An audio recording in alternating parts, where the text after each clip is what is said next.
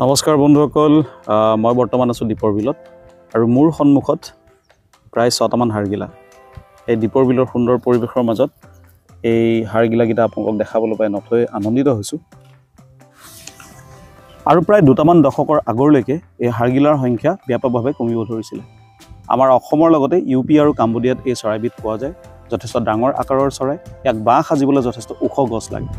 মানুহে ইহঁতৰ বাঁহ সজা গছবিলাক কাটি দিয়াৰ লগতে খাদ্যত বিষক্ৰিয়া হোৱাৰ বাবেও ইহঁতৰ সংখ্যা কম হোৱা বুলি স্থাৱৰ কৰা যায়।